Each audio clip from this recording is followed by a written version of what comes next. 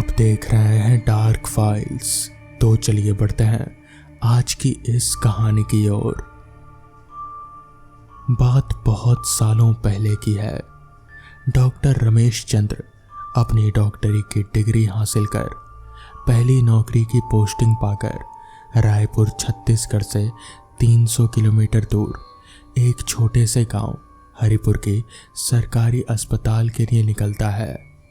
हरिपुर जाने के लिए रेलगाड़ी से कोई 8 घंटे की पैसेंजर ट्रेन के सफ़र के बाद वो तकरीबन रात के 8 बजे हरिपुर के स्टेशन पर उतरता है। यहाँ से हरिपुर गांव तकरीबन 5 किलोमीटर की दूरी पर है और उसे अस्पताल से कोई लेने आने वाला है, ऐसा उसे बताया गया था। स्टेशन पर उतरी सवारियां धीरे धीरे अपनी मंजिल को चले जाने के बाद उस छोटे से गांव के स्टेशन पर वो निपट अकेला रह गया। उसके पास वहां रखा बेंच एकमात्र चारा स्वरूप उसके लिए मानो इंतजार कर रहा था। रात का समय, लंबे सफर की थकान और अनिश्चित की चिंता उसको परेशान करने के लिए काफी थे, पर मानो भगवान अभी कुछ परीक्षा की तैयारी और कर रहे थे। हल्की बरसात और फिर कड़कती बिजली और उसके साथ सोने पर सुहागा, साए साए चलती हवाएं, नींद से बोझिल आंखें किसी अनजान समस्या के निजात पाने हेतु जबरदस्ती खुली रखने की मजबूरी, और इसी आपाधापी में कब एक इंसान सामने आ खड़ा हुआ मालूम ही नहीं हुआ। उसके सवाल ने चौंका दिया।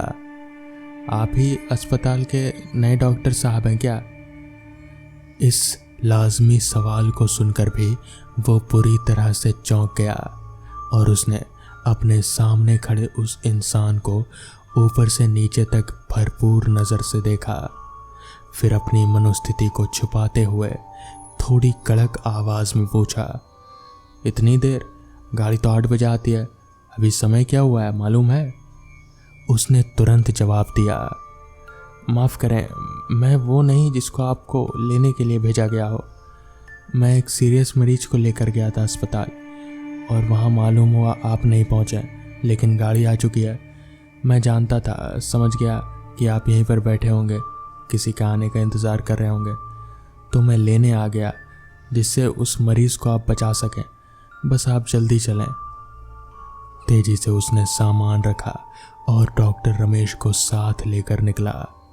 रास्ते में डॉक्टर रमेश को मालूम हुआ उसका नाम जुम्मन है और वो गांव में लोगों को इधर उधर पहुंचाने के लिए अपनी रिक्शा चलाता था। वो बहुत तेजी से चल रहा था। अचानक उसके सामने कुछ लोग हाथों में लठ लिए निकल आए। उसने तेजी से गाड़ी को रोका, पर आश्चर्य, जुम्मन को देखते ही वो लोग भाग खड़े हुए। जुम्मन फिर तेजी से पेडल मारता हुआ पागलों की तरह रिक्शा चलाता रहा और सरकारी अस्पताल ले आया। डॉक्टर रमेश को उसने कहा, आप अंदर चलिए, आपका सामान मैं अंदर पहुंचा दूंगा। अंदर आते ही डॉक्टर रमेश को एक नर्स मिली जो उनके इस तरह अचानक आ जाने से बेहद ही आश्वस्त हो गई और बोली, सर एक सीरियस डिलीवरी केस है, मैं अकेले कोशिश कर रही हूँ पर मुश्किल हो रहा है, अब आप आ गए तो जल्दी चलें। काफ़ी देर तक कोशिश करके उन्होंने माँ और उसके बच्चे दोनों को बचा लिया। अब रमेश स्वास्थ्य से जब कुर्सी पर बैठे तो वो नर्स आई और उसने डॉक्टर से पूछा, आखिर आप पहुँचे कैसे? रमेश ने जुम्मन के साथ आने वाली कहानी सुनाई तो नर्स चौंक गई। वो उनको लेकर एक दूसरे कमरे में गई जहाँ एक लाश पड़ी थी। मुंह से चादर हटाते ही डॉक्टर रमेश चौंक गए। ये जुम्मन था, पर जब मेरे साथ आया था तब तो वो ठीक ही था। डॉक्टर रमेश यही सोच रहे थे। तभी नर्स बोली, सर वो औरत जिसको हमने अभी बचाया वो जुम्मन की पत्नी है, जिसे वही लेकर आया था, पर आते हुए उस पर डाकुओं का हमला हुआ, पर वो अपनी पत्नी को यहाँ तक लाकर मुझसे आपके बारे में जानकर अपनी जान गंवा दी। मैं उसकी बीवी और बच्चे को लेकर बिजी हो गई। एकाएक मुझे कमरे से किसी ने कहा कि आपको वो ले आया। उस समय मैं आपको बहुत याद कर रही थी, इसलिए बिना कुछ सोचे समझे बाहर दौड़ आई। डॉक्टर रमेश अपने सिर को पकड़कर नीचे बैठ गए और सोच में डूब गए कि आखिर वो सब हुआ क्या था। उन्हें कुछ भी समझ में नहीं आ रहा था, मगर वो इतना ज़रूर समझ गए थे कि वो जो भी था वो कोई इंसान नहीं था और उसी ने अपनी बीवी की जान बचाई। तो दोस्तों, ये थी आज की पहली कहानी। तो चलिए बढ़ते हैं आज की दूसरी कहानी की ओर। भूत, ये शब्द बहुत ही विवाद का विषय है। कुछ लोग कहते हैं कि भूत काल्पनिक होते हैं और कुछ इसे सच मानते हैं। लोगों का यहाँ तक भी कहना है कि जब कोई मरता है तो कुछ दिनों तक वो आत्मा के रूप में घूमता रहता है। उस आत्मा को शांति तभी मिलती है जब उसका श्राद्ध किया जाता है। संसार में आप जितने भी लोगों से पूछें क्या उन्होंने कभी भूत देखा है, तो हर तीसरा इंसान भूत देखने का अपना दावा पेश कर देगा और वो आपको कोई कहानी सुना देगा। सालों पहले डेविड नाम का एक फोटोग्राफर एक शहर में अपना काम करता था। काम ठीक ही चल रहा था, फिर एकाएक उस शहर में किसी तरह की कोई महामारी हुई जिसके कारण लोगों की बहुत मौतें हुई और लोग उस शहर को छोड़कर दूसरे जगहों पर भागने लगे। काम की ज़बरदस्त कमी, खाने की चीज़ों की कमी के चलते उसको वो शहर छोड़ने के लिए मजबूर होना पड़ा। उसने सोचा बचे हुए पैसों से कुछ ज़्यादा दिन तक गुजारा तभी हो सकता है जब वो कहीं छोटी जगह पर जाकर बस जाए। वो दूर एक गांव में रहने के लिए गया, कम पैसों में रहने लायक किसी जगह की तलाश में, और अपने काम के बारे में जानकारी देने की नीयत से लोगों से मिलने लगा। उसे पता लगा कि गांव की छोर पर स्थित एक मकान है जिसमें कोई रहना नहीं चाहता। उसके मालिक ने बताया कि वो अपने घर को किराए पर दे सकता है, कोई भी उसे ले नहीं रहा, इसलिए वो बहुत कम किराए पर ले सकता है। डेविड ने सोचा उसे अपने घर में सिर्फ काम ही तो करना है और रात में सोना है, बाकी समय तो लोगों के साथ बाहर ही बीत जाएगा। ये सोचकर उसने वो मकान ले लिया। भाग्य से उस गांव में कोई फोटोग्राफर नहीं था, इसलिए लोग भी खुश हो गए कि अब उन्हें बाहर से किसी को बुलवाने की ज़रूरत नहीं होगी। कुछ दिन बीते, उसे महसूस होने लगा जैसे उस मकान में कोई और भी है जो उस पर नज़र रख रहा है। उसने घर में अपनी फिल्म को डेवलप करने के लिए डार्क रूम बना रखा था। वो जब भी वहाँ काम करता तो उसे अपने साथ किसी के होने का एहसास होता।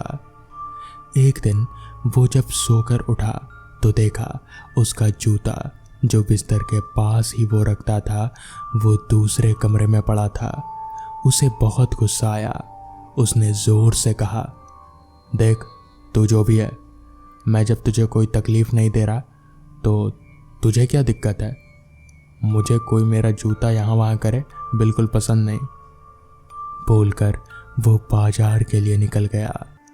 उस दिन उसे बहुत बड़ा एक काम मिलने की उम्मीद थी।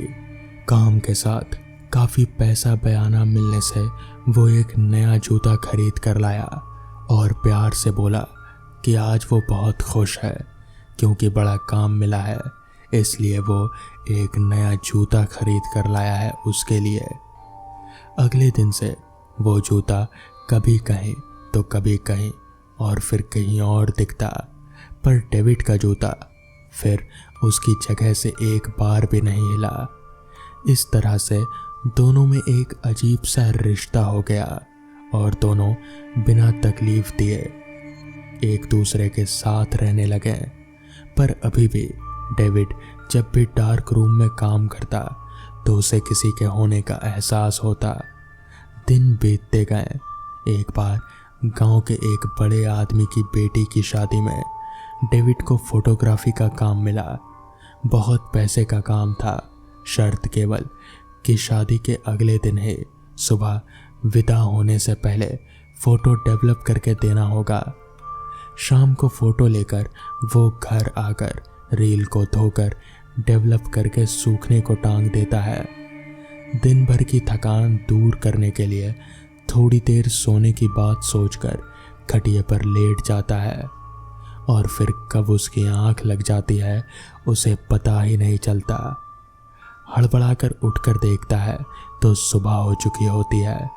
काम ना होने का बेहद अफसोस होता है। फिर ये सोचकर कि जितना भी बन जाए उतना तो दे देगा, जल्दी से डार्क रूम में जाता है। उसकी आंखें फटी की फटी रह जाती हैं। वो जब देखता है कि सारे फोटो प्रिंट होकर कट कर तैयार होकर रखे हैं, हर फोटो को बारीकी से जांच कर देखता है कि उसके अपने काम से बढ़िया काम हुआ है। वो बहुत ही खुश होकर जोर से कहता है, बहुत बहुत शुक्रिया दोस्त, आज तुमने बचा लिया, शुक्रिया। उस दिन से वो उसे दोस्त कहने लगता है, एक भूत दोस्त। तो दोस्तों, ये थी आज की दूसरी कहानी।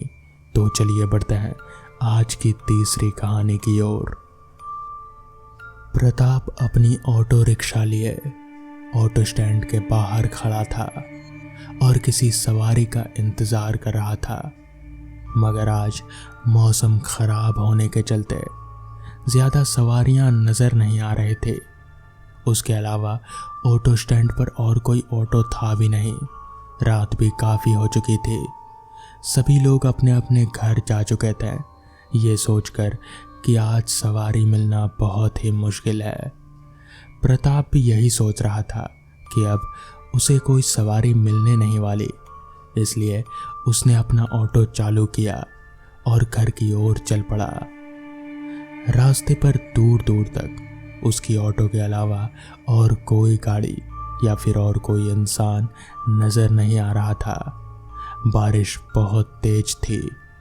बीच बीच में चमकती बिजली से रास्ते के आसपास का नज़ारा दिख जाया करता था, वरना उसके अलावा तो रास्ते पर ना ही कोई स्ट्रीट लाइट थी और ना ही रोशनी का कोई और जरिया। बस प्रताप के ऑटो की हेडलाइट ही थी जो उसे रास्ता दिखा रहे थे। प्रताप उस घने जंगल वाले रास्ते के बीच से अपनी ऑटो लेकर आगे बढ़ता जा रहा था। जैसा कि बारिश बहुत तेज थी, इसलिए उसे सामने का देखने में भी थोड़ी दिक्कतों का सामना करना पड़ रहा था। पर क्योंकि वो हमेशा ही इसी रास्ते से अपने घर जाता था, तो इसलिए उसे ज़्यादा परेशानी नहीं हो रही थी। रास्ता कहीं ना कहीं उसका नापा झोपा ही था, इसलिए वो ऑटो लेकर आराम से ही आगे बढ़ रहा था। मगर अभी वो कुछ आगे गया ही होगा कि तभी उसे रास्ते के बीचों बीच एक बड़ा सा पेड़ गिरा नजर आया। वो पेड़ इतना विशाल था कि रास्ते के एक कोने से दूसरे कोने पर जा चुका था और इतना बड़ा था कि उसको हटाए बिना किसी का आगे जा पाना बिल्कुल ही नामुमकिन था। प्रताप ने अपनी ऑटो को वहीं रोका और ऑटो में बैठकर ही कुछ देर सोचने लगा कि अब क्या किया जाए। आसपास कोई लोग भी नहीं है, मदद की तो कोई गुंजाइश ही नहीं है। अब वो घर कैसे जाएगा? तभी उसके दिमाग में वो रास्ता आया जिस रास्ते के बारे में उसने ना जाने कितने ही लोगों से सुन रखा था कि वो रास्ता सही नहीं है। वो एक दूसरा रास्ता था जो इस रास्ते के बगल से होकर प्रताप के घर की ओर चला जाता था। हालांकि थोड़ा लंबा ज़रूर पड़ता, मगर हाँ, वो अपने घर ज़रूर पहुंच जाता। पर उसने जो कुछ भी उस रास्ते के बारे में सुन रखा था, वो सब सुनने के बाद अब शायद उसमें हिम्मत नहीं थी कि वो उस रास्ते से अपने घर जा सके।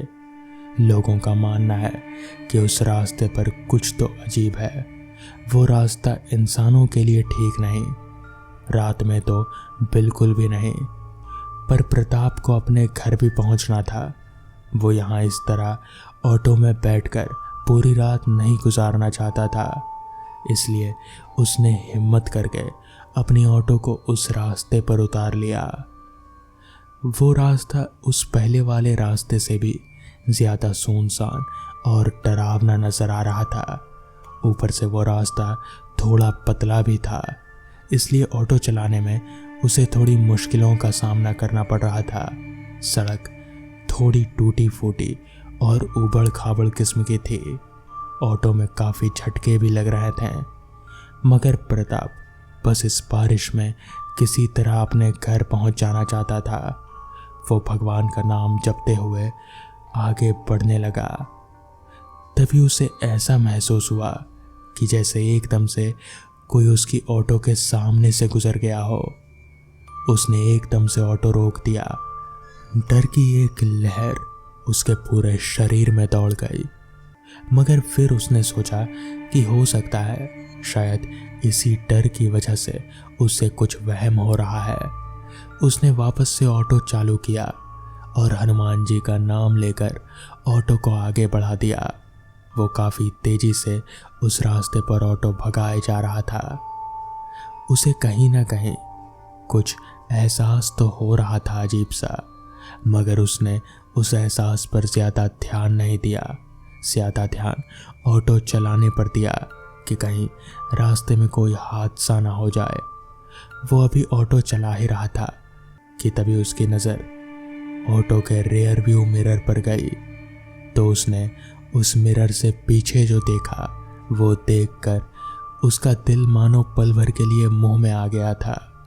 उसने देखा कि ऑटो के पीछे एक बूढ़ी सी दिखने वाली औरत बैठी हुई है। उसका चेहरा बहुत ही डरावना था। आंखें ऐसी जैसे आंखों से लाल रोशनी निकल रही हो, और उसके पूरे चेहरे पर जैसे कीड़े रेंग रहे थे, बरसाती कीड़े। डर के मारे प्रताप के हाथ स्टीयरिंग पर जैसे कांप से रहे थे। उसे कुछ भी समझ नहीं आ रहा था कि वो क्या करे, मगर इतना तो वो समझ ही गया था कि वो औरत कोई इंसान नहीं है। और अगर इस वक्त उसने ऑटो रोका या फिर उस औरत से किसी भी तरह की बात करने की कोशिश की या फिर किसी भी तरह की कोई चालाकी की, तो वो मारा जाएगा। वो मन ही मन भगवान का नाम जपते हुए बस ऑटो चलाए जा रहा था और चलाए जा रहा था। बीच बीच में रियर व्यू मिरर पर नज़र पड़ जाती तो पीछे देख लेता।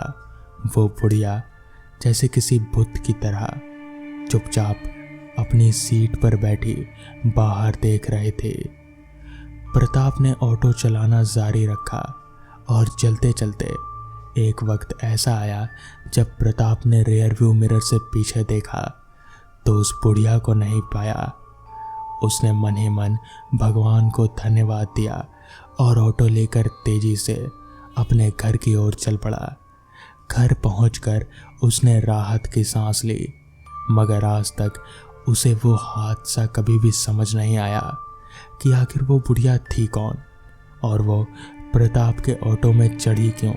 उसे जाना कहाँ था, उसने कुछ कहा क्यों नहीं।